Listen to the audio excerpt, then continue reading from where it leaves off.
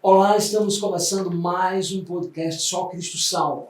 Hoje nós temos a honra de conversarmos com o reverendo Napoleão Falcão, um profundo conhecedor das Escrituras, renomado homem de Deus, conhecido e atuante internacionalmente, nos dá a honra de participar do nosso podcast Só Cristo Salva. Pastor Napoleão, seja bem-vindo. Muito obrigado, querido irmão, uma alegria muito grande nos encontrarmos, com um reencontro satisfatório.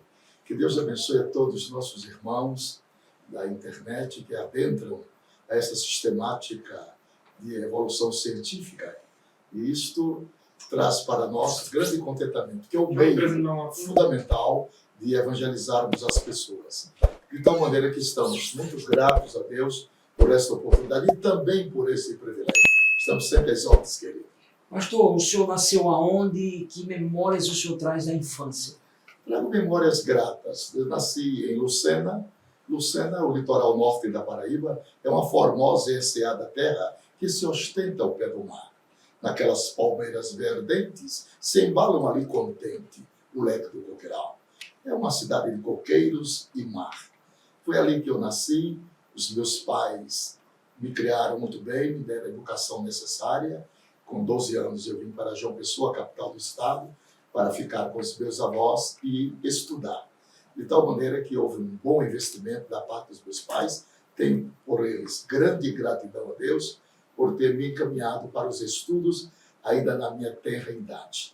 E foi uma alegria muito grande mesmo, estar ao lado desta abençoada família que os meus pais paternos e minha mãe, e eles deram-me tudo aquilo que é cabível para um filho. De tal maneira que, aos 17 anos, me alistei no Exército, fiz a escola de oficial, servi como oficial do Exército Brasileiro, no 15º Regimento de Infantaria. E aceitei Jesus como meu Salvador. E de lá para cá, tem sido bênçãos marcantes, indescritíveis, que tenho repousado sobre minha vida e sobre o meu ministério. Como foi o seu encontro com Jesus? Deu-se no dia 15 de agosto de 1968. Foi um encontro maravilhoso na barbearia, Estava ali sentado e o barbeiro cortando meu cabelo, de nome Manuel Francisco Victor, e falando do amor de Deus para mim. Foi ali que as escamas da cegueira espiritual dos meus olhos caíram e eu abracei o Evangelho naquele dia. E de lá para cá, quebrei o retrovisor e, olhando sempre para frente, olhando para Jesus, autor e consumador de nossa fé. As intempéries, as devastas do tempo, ela vem sobre nós repentinamente para destruir os nossos alicerces. Mas graças a Deus que em Jesus Cristo somos mais do que vencedores. Sempre olhando para Ele, que é o autor e consumador da nossa fé. A Bíblia diz, em vão é o socorro do homem. Então nossos pés estão cravados e assentados nesta rocha sólida, que é Cristo Jesus, nosso Senhor. Desde o início da sua caminhada com o senhor já se aprofundou no estudo da Bíblia? Sempre, meu querido irmão. Gostei muito de ouvir pela primeira vez um pregador da África falando sobre a volta de Cristo. Isso faz 55 anos. E aí me apaixonei pela escatologia bíblica e comecei a estudar e a comprar livros concernentes à escatologia bíblica e tive bons professores também. Porque os conhecimentos ele vêm de 3 fontes: herdados, revelados ou pesquisados. Então, herdado eu herdei dos melhores mestres da minha pátria. Herdei a escatologia bíblica de João de Oliveira, que foi um homem tão santo que Deus o arrebatou por 26 horas fora do corpo. De tal maneira que esses homens foram marcos indeléveis na minha caminhada cristã e na minha caminhada ministerial. Entre eles, Emílio Conde, entre eles, Antônio Gilberto, Armando Chaves Cohen, Alcemias Pereira Vasconcelos. São marcas indeléveis do Evangelho. Então, nós somos produtos de uma escola. Paulo disse, sabendo de quem tens aprendido. E esta é a minha plataforma ministerial. E de lá para cá, tenho cada dia mais procurado entender esta geografia científica e espiritual da escatologia bíblica para processar na igreja a edificação espiritual que ela tanto carece, que ela tanto precisa. Estamos vivendo as vésperas do maior acontecimento da história, que é o rapto da igreja. Por isso temos pressa em ensinar, em pregar, em cantar louvores atinentes à sua volta, que é uma realidade prima nas Escrituras Sagradas. Pastor, como o senhor fazia quando o senhor se converteu para ter acesso a livros, a estudar, a pesquisar? No começo foi difícil, né, amado irmão, porque a gente morava numa cidade assim, de uma cultura intelectual muito baixinha, e nós não tínhamos acesso a boas livrarias, afinal de contas nem livraria tinha lá em Lucena nesta época, né? Mas quando viemos morar em João Pessoa, aí já clareou mais um pouco, né? E quando eu me converti ao Evangelho de Jesus Cristo, e com 9 meses de fé eu me mudei para o Rio de Janeiro. E aí foi melhor, porque tinha casa publicadora das Assembleias de Deus, e eu sempre investi muito o pouco que eu recebi, o pouco que eu auria de Deus, eu sempre revesti em bons livros.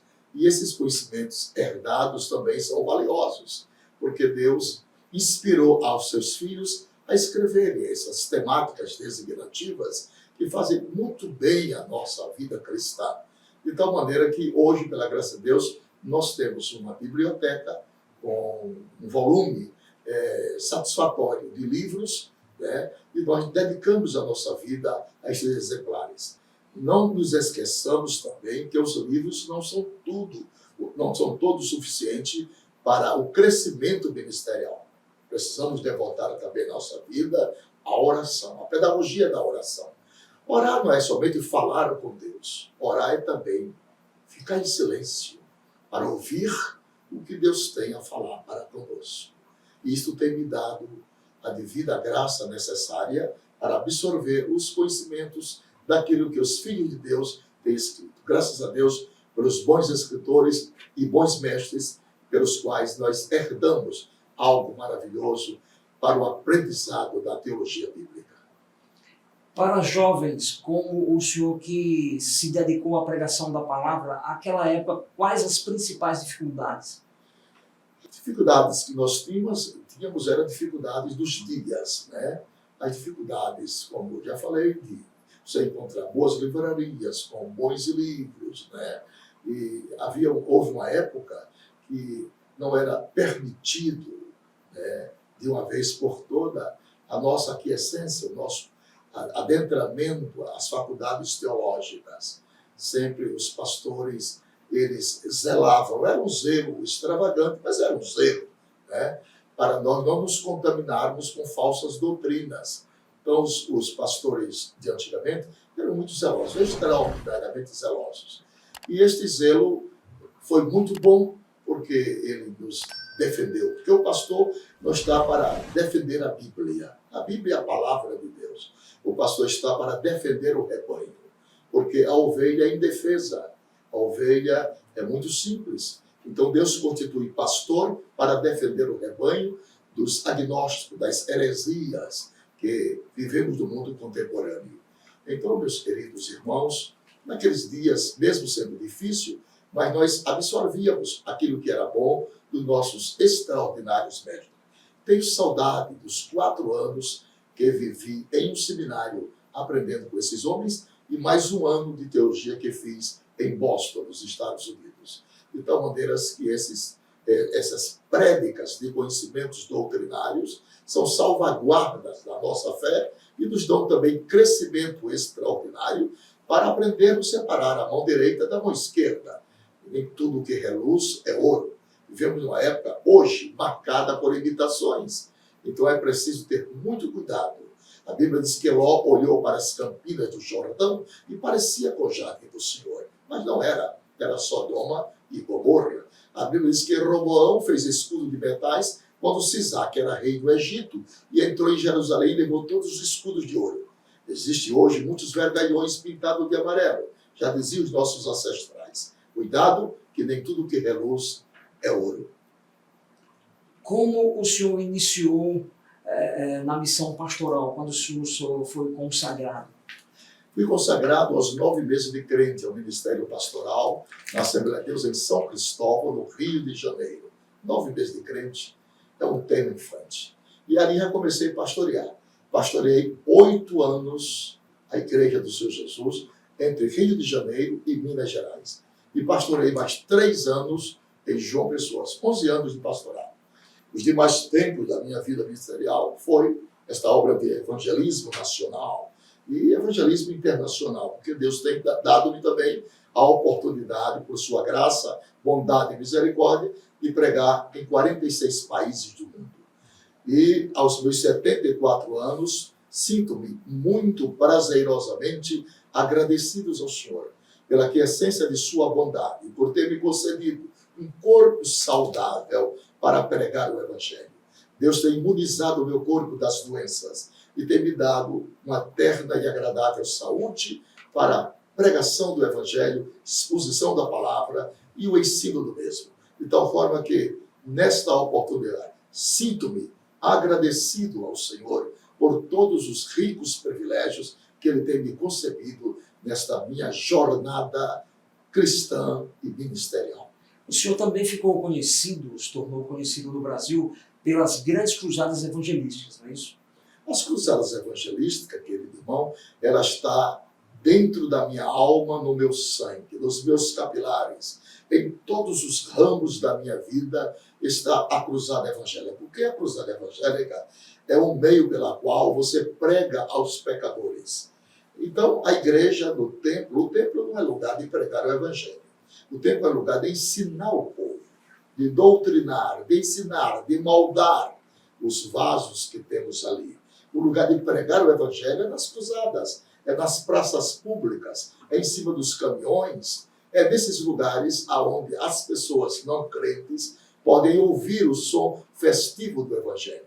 Então, eu me agradeço a Deus em pregar o evangelho nas igrejas, nos templos, ensinar a palavra de Deus. Fico muito feliz, porque a igreja também precisa ser edificada, mas alegro-me por demais quando transformamos as nossas igrejas nas grandes cruzadas evangelísticas, com o fim de ganhar almas para Jesus. O tempo está resumido.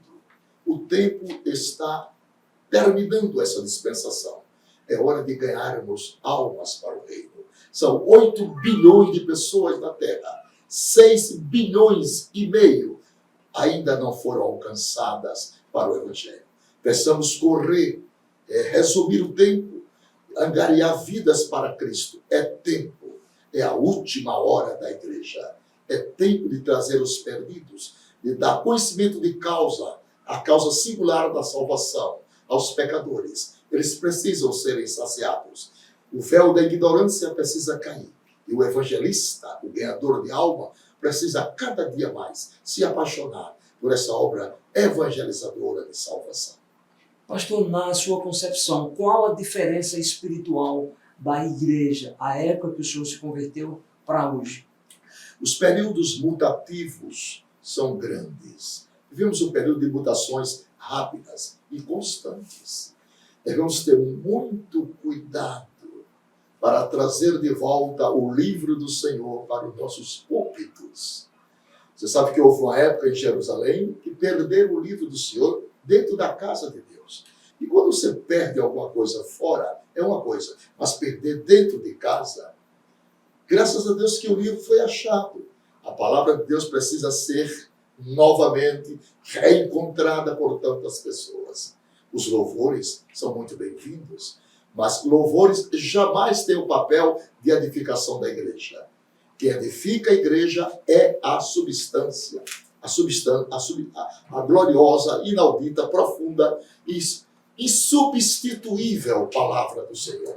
Esta palavra que agrega valores, esta palavra que edifica o crente, consolida a fé, renova a esperança. Os louvores alegram a alma. Os louvores é como se fosse a preparação da terra para o lançar a semente. Mas cuidado para não substituir os louvores, que são gloriosos, pela palavra, que é a semente. A palavra de Deus deve ter lugar em nossos cultos e nossos altares. Não transformemos jamais os nossos altares em palco. Altar não é palco. Altar é lugar de duas coisas: morte e sacrifício. Quando você vai para o altar, você vai sacrificar. Você vai morrer para o mundo e viver para Cristo. É assim que Ele nos usa, abdicar os nossos próprios direitos, cumprir os nossos próprios deveres e trazer a palavra de Deus na medida que ela possa preencher as necessidades mais latentes, mais íntimas do ser humano. Quando a palavra entra, os problemas são absorvidos, a vitória é trazida e a alma se contenta com a inspiração divina da palavra de Deus. A palavra de Deus, a Bíblia, não contém a palavra como alguns pensam. A Bíblia é a palavra de Deus na sua mais alta singularidade. O senhor falava de louvor, como ministro de louvor, que diferença o senhor vê nos antigos hinos da harpa, do cantor cristão, para a música que se faz hoje? Você sabe, querido, que o ministério de louvor não existe mais.